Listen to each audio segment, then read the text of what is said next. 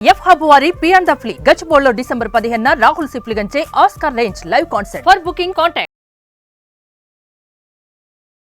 Welcome to Suman TV. నేను మీ Suman TV. నాకు చాలామందికి అంటే 2025లో మాకు ఏ విధంగా ఉండే అవకాశం ఉంటుందని చెప్పేసి అడుగుతూ వాళ్ళు ఉంటారు.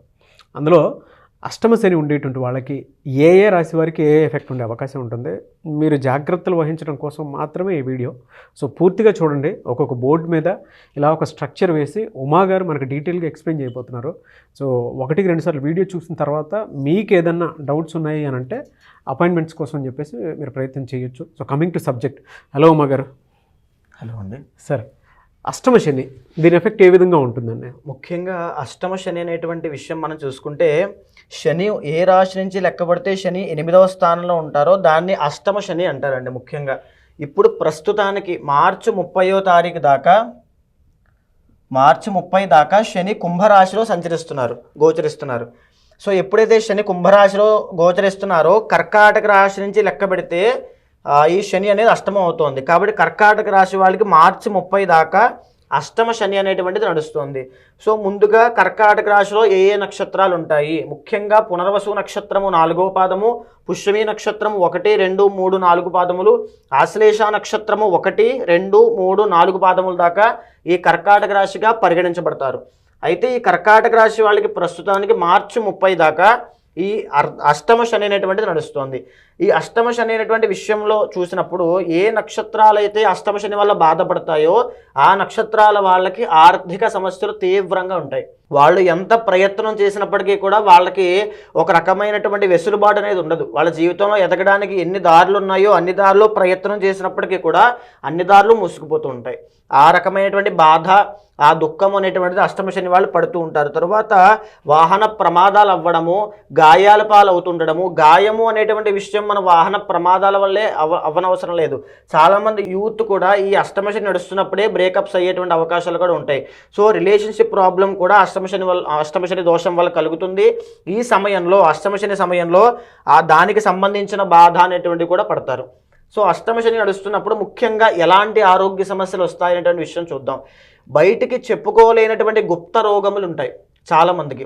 ఫర్ సపోజ్ ఉదాహరణకు పైల్స్ అవ్వచ్చు, పిస్టులా అవ్వచ్చు, కొన్ని ఫెర్టిలిటీ ప్రాబ్లమ్స్ అవ్వచ్చు, లేకపోతే సంతాన సమస్యలు అవ్వచ్చు. ఇలాంటివన్నీ కూడా అష్టమ శనిలో ఎక్కువగా ప్రభావం చూపిస్తూ ఉంటాయి. సో అష్టమ శని నడుస్తున్నటువంటి పునర్వసు నక్షత్రం 4వ పాదం వాళ్ళైనా, పుష్యమి నక్షత్రము 1 నుంచి 4 పాదములు, ఆశ్లేష నక్షత్రం 4 పాదముల వాళ్ళు ఎవరైనా సరే ఆరోగ్యం పట్ల మార్చి 30 దాకా చాలా జాగ్రత్తగా ఉండాలి. వెళ్ళేటప్పుడు వచ్చేటప్పుడు బండి లేదా వాహన ప్రమాదాల విషయంలో చాలా జాగ్రత్తగా ఉండాలి. చాలా సమయాల్లో నాగరాజు గారు నా దగ్గరికి వచ్చినటువంటి జాతకాల్లో అష్టమ శని నడుస్తోంది, వాహనం విషయంలో చాలా జాగ్రత్తగా ఉండండి అంటే వాహనం విషయంలో చాలా జాగ్రత్తగా ఉన్నారు, కానీ ఇంట్లో ఏదో బరువైన వస్తువులు లేపుతున్నప్పుడు కూడా గాయాలయ్యి స్పైనల్ కార్డ్ దెబ్బతింది. అంటే ఏదైనా చూసుకున్నా కూడా మార్చి 30 వరకు ఇబ్బంది, ఏదో డ్యామేజ్ జరిగే అవకాశం ఉంటుంది, శరీరానికి ఇబ్బంది అనేది జరుగుతుంది. సో మన జాగ్రత్తే ఒక పెద్ద రెమెడీ. సో ఆ విషయాన్ని దృష్టిలో పెట్టుకోండి. ఇంకా రెండో విషయానికి వస్తే మార్చి 30 తరువాత నుంచి సింహరాశి వాళ్ళకి అష్టమ శని ప్రారంభం అవ్వబోతోంది. మఖా నక్షత్రం 1, 2, 3, 4 పాదములు, పుబ్బా నక్షత్రం 1, 2, 3, 4 పాదములు, అదేవిధంగా ఉత్తరా నక్షత్రం, ఉత్తర ఫల్గుని నక్షత్రం 1వ పాదం దాకా ఈ యొక్క సింహరాశిగా పరిగణించబడతారు. ఈ సింహరాశి వాళ్ళకి అష్టమ శని ప్రారంభం అవబోతోంది. అయితే రాబోయేటువంటి రోజుల్లో ఈ ముఖ్యంగా ఈ సింహరాశి వాళ్ళకి ఎలా ఉండబోతోంది అనే విషయం చూస్తే, మఖా నక్షత్రం వాళ్ళకి రాబోయేటువంటి రోజుల్లో జీవితంలో ఒక అప్ అనేది చూస్తారు, ఒక హైప్ అనేది చూస్తారు, అదేవిధంగా ఒక కంప్లీట్ డౌన్ కూడా చూస్తారు. ఈ మఖా నక్షత్రం వాళ్ళు ముఖ్యంగా సింహరాశి వాళ్ళ గురించి చెప్తున్నాను. సింహరాశి వాళ్ళు కంప్లీట్గా 2025 విశ్వావసునామ సంవత్సరంలో అష్టమ శని ప్రారంభమైన తర్వాత ఒక హైప్ని చూస్తారు, ఒక డౌన్ని కూడా చూస్తారు. ఒక శుభకార్యాలు జరుగుతాయి. జీవితంలో ఏవైతే కావాలో అవన్నీ కూడా జాతకంలో ఈ సింహరాశి వాళ్ళకి మిగతా గోచార రీత్యా అన్నీ బాగున్నాయి కాబట్టి ప్రతిదీ జరుగుతాయి. శుభకార్యాలు, ధనయోగము, అద్భుత యోగాలన్నీ ఉన్నాయి. కానీ అష్టమ శని కారణంగా ఎన్నైతే సంపాదించారో దానికి డబుల్ మళ్ళీ కిందకు వెళ్ళిపోతారు.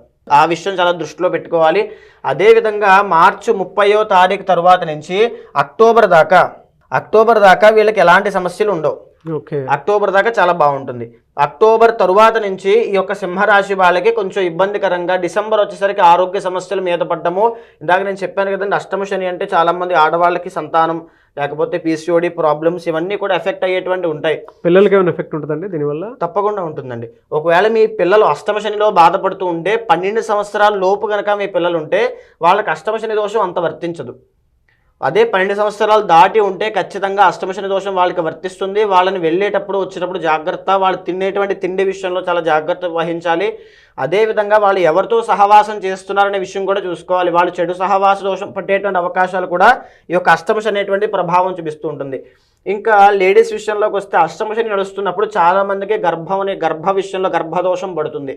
కాబట్టి అష్టమ శని నడుస్తున్న ఆడవాళ్ళు ప్రతి ఒక్కరూ కూడా ఆరోగ్యం చాలా జాగ్రత్తగా తీసుకోవాలి. ఇంకా ఉద్యోగ ప్రయత్నాలు ఇవన్నీ కూడా చాలా అనుకూలంగా ఉన్నప్పటికీ కూడా నేను చెప్తున్నాను కదండి, 2025 విశ్వావసునామ సంవత్సరంలో ఒక రకమైన హైప్ని చూస్తారు. అంటే వీళ్ళకి ఎప్పుడు లేని విధంగా ప్రమోషన్స్ వస్తాయి, ఎప్పుడు విధంగా ధనయోగం పడుతుంది, అబ్బా సూపర్ ఉంది లైఫ్ అంతా. అష్టమ శని ఫైనాన్షియల్ గా కూడా బాగుంటుంది, చాలా బాగుంటుంది. అష్టమ శని ఎంటర్ అయిన తర్వాత ఎంత బాగుంది ఏంటి అనుకునే లోపే మళ్ళీ దాన్ని తగ్గట్టుగా డౌన్ ఫాల్ కూడా కనబడుతుంది.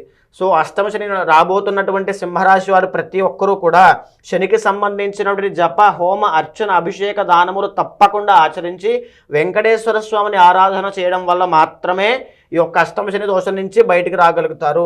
మీరు ఏదైతే డబ్బు సంపాదించారో 2025 సంవత్సరాలు ఇది నిలబెట్టుకునేటువంటి అవకాశము కేవలం శని మరియు వెంకటేశ్వర స్వామి ఆరాధన చేయడం వల్ల మాత్రమే లభిస్తుంది. ఆ విషయాన్ని దృష్టిలో పెట్టుకోవాలి. కెరీర్లో కనుక చూస్తే ఏ ప్రొఫెషన్ వాళ్ళు ఏ జాగ్రత్త తీసుకుంటే మంచిది అంటారు అంటే ఓవరాల్గా? ఇక్కడ ముఖ్యంగా మీరు తీసుకుంటే ఇప్పుడు ప్రస్తుతం కర్కాటక రాశి వాళ్ళు తీసుకుంటే ఇప్పటి వరకు అష్టమ శనిలో బాధపడ్డారు. ఇందా మనం చెప్పానండి, అష్టమ శనిలో బాధపడుతున్న మీరు ఎన్ని దారులు ఉన్నాయో అన్నీ మూసుకుపోతాయి అని చెప్పాను. సో ఎప్పుడైతే అష్టమ శని వెళ్ళిపోతుందో ఏదో ఒక దారి, అంటే ఒక పర్వతం పైనుంచి పడిపోతున్నటువంటి వ్యక్తికి ఏదో కొమ్మో లేకపోతే ఏదో రాయో దొరికితే ఆసరా దొరుకుతుందో అలాగ అష్టమ శని వెళ్ళిపోతూ ఏదో ఒక చిన్న అవకాశం ఇస్తుంది. జీవితంలో బతకడానికి నేను బ్రతకగలని ఆశ కల్పిస్తుంది. ఆ అవకాశాన్ని సద్వినియోగం చేసుకోవాలి అనుకుంటే శని వెళ్ళిపోతున్నాడు కాబట్టి శనికి సంబంధించినటువంటి స్తోత్ర పారాయణ చేయడం కానీ, ఆంజనేయ స్వామి యొక్క ఆరాధన చేయడం కానీ, వినాయకుడి ఆరాధన చేయడం కానీ చేస్తే కార్యసిద్ధి కలుగుతుంది. తప్పకుండా జీవితంలో సెటిల్మెంట్ అనేది కలుగుతుంది. మీ అంతర్గత జాతకం గమనించిన తర్వాత ఈ 3 నక్షత్రాల వాళ్ళు పునర్వసు, పుష్యమి, ఆశ్లేష నక్షత్రం వాళ్ళ మీ యొక్క అంతర్గత జాతకంలో దశమ స్థానాన్ని, దశాంశ చక్రాన్ని గమనించిన తర్వాత మీరు ఏ ఫీల్డ్లోకి వెళ్తే చాలా రాణిస్తారు అనేటువంటి విషయాన్ని నిర్ధారించుకోవాలి. ముఖ్యంగా ఆశ్లేష నక్షత్రం తీసుకుంటే మనం నక్షత్రాల సిరీస్లో చెప్పుకున్నాం నాగరాజు గారు. ఆశ్లేష నక్షత్రం వాళ్ళు సెటిల్ అవ్వడం చాలా కష్టము. 30 సంవత్సరాలు వచ్చేంత వరకు వీళ్ళకి సెటిల్మెంట్ అనేటువంటిది కుదరదు, నప్పదు. ఒక పట్టాన వీళ్ళే దాంట్లో కుదరరు. సో ఆ రకంగా మనం చూస్తే ఆశ్లేష నక్షత్రం వాళ్ళు తప్పకుండా వారి యొక్క అంతర్గత జాతకాన్ని, ఇండివిజువల్ జాతకాన్ని చూపించుకుని ఇప్పుడు అష్టమ శని వెళ్ళిపోతుంది కాబట్టి ఏ రకమైన అవకాశాన్ని ఏ రకంగా సద్వినియోగం చేసుకోవాలో నిర్ణయించుకోవాలి. ఇక మఖ, పుబ్బ, ఉత్తరా నక్షత్రం వాళ్ళు కూడా అంతర్గత జాతకంలో ఏదైతే యోగం నడుస్తుందో, ఏదైతే అంతర్దశ నడుస్తుందో ఆ దశను గమనించుకున్న తర్వాత ఆ దశానాథుడికి శాంతి హోమములు కానీ, ఆ దశానాథుని ప్రార్థన చేయడం కానీ చేయడం వల్ల అష్టమ శని దోషం పోతుంది. మిగిలిన గోచారంలో ఉన్నటువంటి గ్రహాలన్నీ కూడా సపోర్ట్ ఉండడం వల్ల అష్టమ శని యొక్క ప్రభావం తగ్గేటువంటి అవకాశాలు ఉంటాయి. చాలామంది వీడియోస్ చూసిన తర్వాత అంటే మాకే కాల్ చేసేస్తున్నారు డైరెక్ట్గా. మిమ్మల్ని అప్రోచ్ అవ్వాలి అంటే ప్రాసెస్ ఏంటండి అసలు?